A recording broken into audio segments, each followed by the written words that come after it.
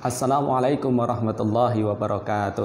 Bismillahirrahmanirrahim. Alhamdulillahirabbil alamin. Wassalatu wassalamu ala asrofil anbiya'i wal mursalin sayyidina wa maulana Muhammadin wa ala alihi wa ashabihi ajma'in, amma ba'd. Selamat pagi anak-anakku sekalian yang Pak Guru banggakan, Pak Guru cintai. Alhamdulillah kesempatan pagi hari ini kita masih diberikan umur panjang, sehat walafiat, masih diberi kenikmatan yang banyak sekali oleh Allah, menuntut ilmu. Semoga anak-anakku sekalian dalam keadaan sehat walafiat dan tetap semangat dalam belajar ya. Allahumma amin. Baik anak-anakku sekalian, kali ini kita akan belajar tentang aswaja.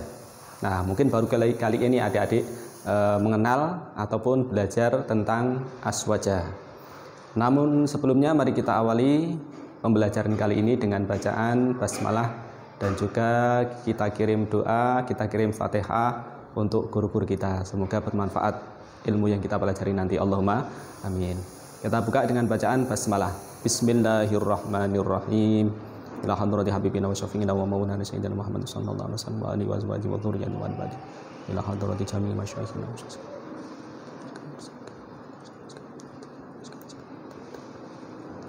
ataskan wasun mafruhim.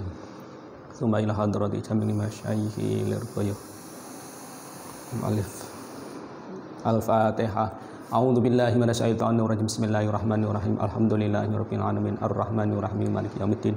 Iyyaka na'budu wa iyyaka nasta'in ihdinas siratal mustaqim. Shiratal ladzina an'amta 'alaihim ghairil maghdubi 'alaihim waladdallin. Baik anak-anakku sekalian, pelajaran diniyah untuk kali ini kita akan belajar aswaja. Nah, tentang ke-NU-an. Ini buku ini adik-adik belum dapat ya. Semoga nanti menyusul sudah bisa dibagikan kalau nanti sudah tersedia di sekolahan. Kita mengadopsi kurikulum dari Pondok Pesantren Hidayatul Mubtadiin Lirboyo. Nah, untuk kali ini kita akan mengenal tentang aswaja, aswaja. Tapi sebelumnya saya beri mukadimah dulu. Anak-anakku sekalian, nikmat yang paling besar yang bisa kita rasakan, yang patut kita syukuri adalah nikmat iman Islam. Kita bisa beriman kepada Allah, kita bisa mengenal Allah, itu nikmat yang luar biasa. Sebagai modal keselamatan baik di dunia maupun di akhirat. Dan juga kenikmatan kita belajar tentang Islam secara kafah, secara menyeluruh, sehingga menjadi sarana kita juga akan bahagia, mendapat keberuntungan, juga selamat besok di akhirat. Kemudian nikmat sehat, nikmat yang luar biasa, nikmat yang patut kita syukuri, nikmat sehat. Mau kemana, mau makan apa, melakukan aktivitas apa saja, jikalau kita sehat, insya Allah akan terasa nikmat. Untuk itu mari kita baca hamdalah untuk mensyukuri nikmat dari Allah. Alhamdulillahirabbil alamin. Nah, sebelumnya juga Pak Arwan terangkan tentang Islam. Sebetulnya Islam itu mengajarkan kedamaian, mengajarkan kenyamanan, mengajarkan tentang mencintai, mengajarkan tentang kerukunan, mengajarkan tentang kebajikan. Nah, tetapi karena gagal paham, walaupun sumbernya sama, yaitu Al-Quran yang kita pelajari, yang kemarin kita terangkan ada 30 juz, ada 114 surat sebagai sumber dari segala sumber hukum, Al-Quran itu. Kemudian juga sebagai sumber hukum adalah hadis. Apa-apa yang dikatakan oleh Rasulullah, perbuatan Rasulullah, ketetapan Rasulullah itu menjadi sumber hukum, menjadi rujukan ajaran umat Islam seluruh dunia. Tetapi banyak di media sosial, banyak di televisi ataupun di surat kabar kita temukan ada umat Islam yang memerangi saudaranya sendiri. Ada umat Islam yang ngebom ataupun membunuh orang lain tanpa belas kasihan. Nah, itu sebetulnya merupakan contoh umat Islam yang kurang paham, tidak total atau tidak kafah dalam mempelajari ilmu agama.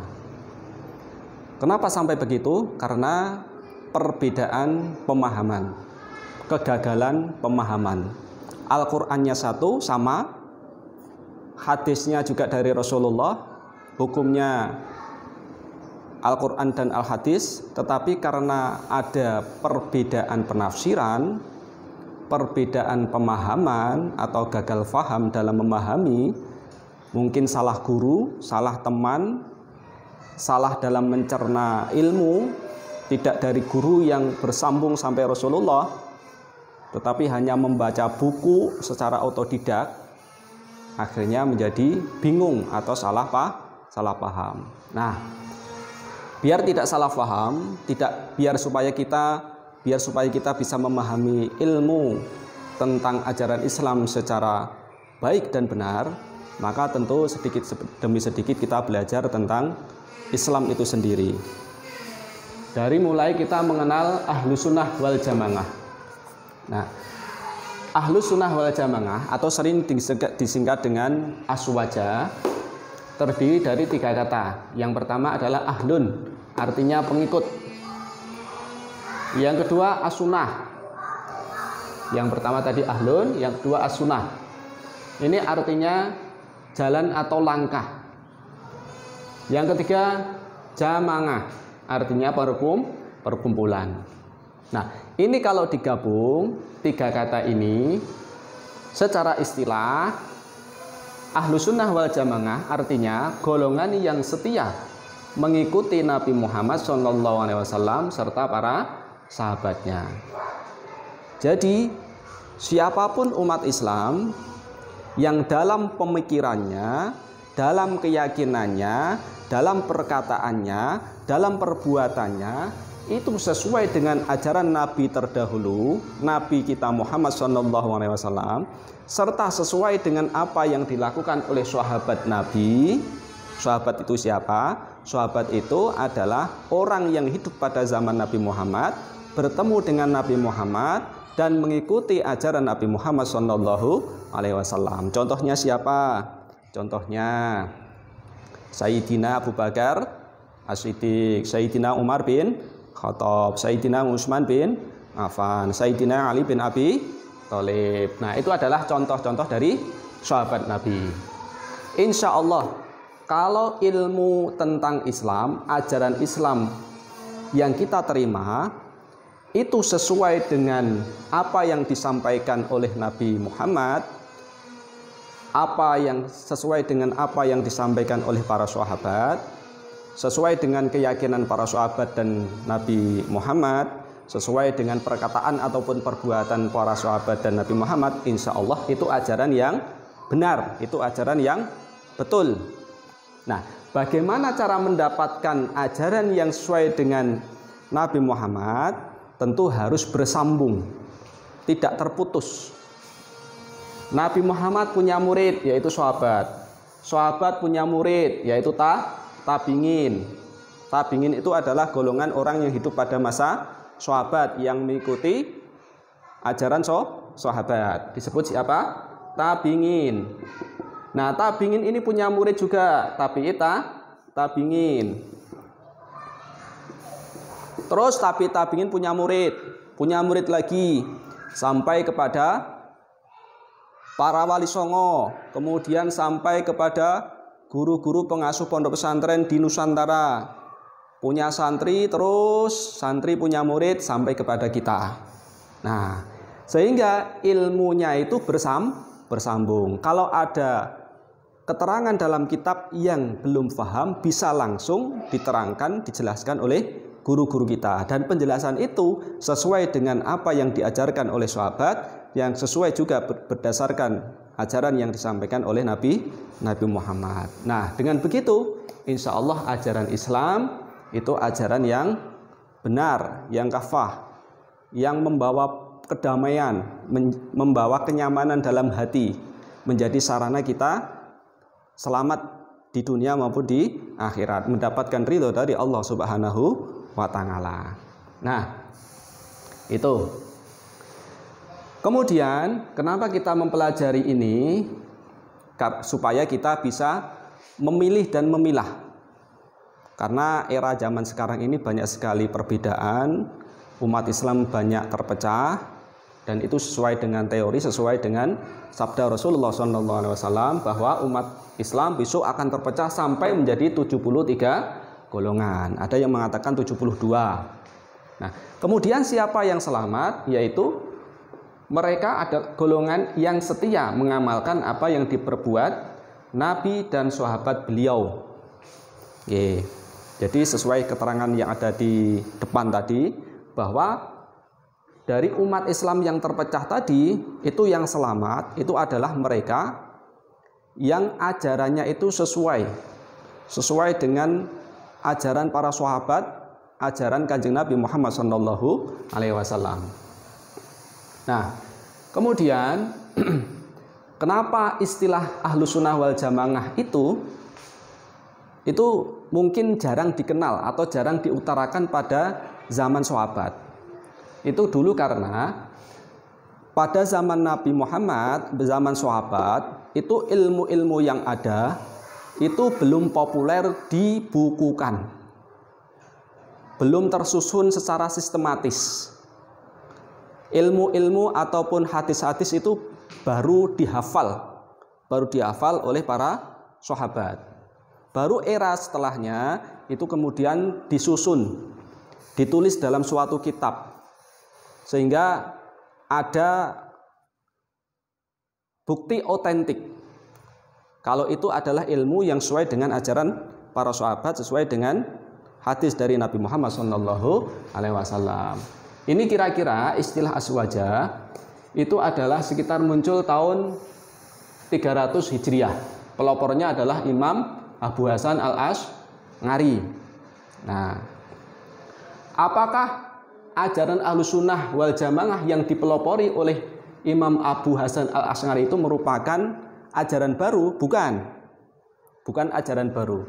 Tetapi Ahlus Sunnah wal Jamaah itu adalah Islam itu sendiri, ajaran Islam itu sendiri, tidak melenceng ataupun menentang dari ajaran para sahabat ataupun ajaran Nabi Muhammad SAW.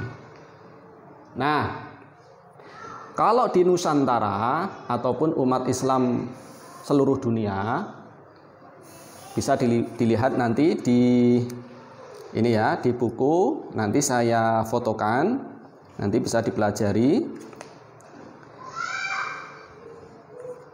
Syekh Hasyim Asy'ari, pengasuh pondok pesantren atau pendiri pondok pesantren di Jombang,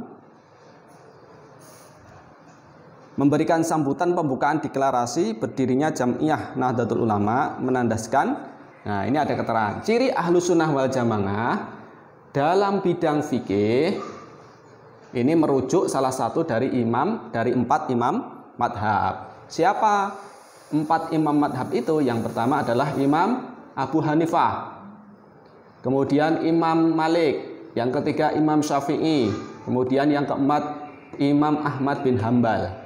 Nah, keempat-empatnya ini adalah punya hubungan antara guru dan murid. Imam Ahmad bin Hambal berguru kepada Imam Syafi'i, Imam Syafi'i berguru kepada Imam Malik, Imam Syafi'i juga mengambil ilmu dari muridnya Imam Abu Hanifah. Jadi ilmu ini bersambung. Ilmu ini bersambung, ada keterkaitan.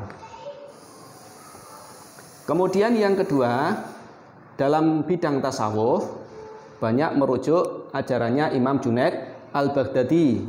Kemudian yang kedua Imam Al-Ghazali, yang terkenal kitabnya itu sangat tebal, yaitu Ihya Ulumuddin. Tasawuf itu apa? Tasawuf itu tentang akhlak, tentang akhlak lahiriah maupun akhlak batiniyah. Kemudian ciri Ahlus Sunnah wal Jamaah di bidang tauhid ini banyak merujuk kepada Imam Abu Hasan al-Asy'ari dan juga ajaran Imam Abu Mansur al-Maturidi. Nah, inilah ciri-ciri Ahlus Sunnah wal Jamaah. Ini dulu sebagai pengenalan tentang Ahlus Sunnah wal Jamaah atau sering disebut dengan aswaja.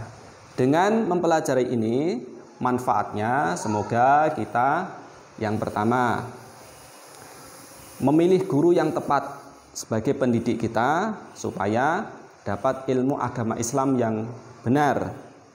Yang kedua, selektif atau memilih ketika ada informasi terkait dengan hukum-hukum Islam, baik yang di-share di media sosial, media cetak, ataupun di televisi. Kita bisa memilih mana yang bermanfaat, yang benar, yang bisa kita ambil, mana yang perlu kita koreksi. Semoga adik-adik tumbuh berkembang, nanti mendapatkan ilmu yang bermanfaat, dan adik-adik juga bisa bermanfaat untuk lingkungan. Allahumma amin. Kita akhiri dengan baca hamdalah.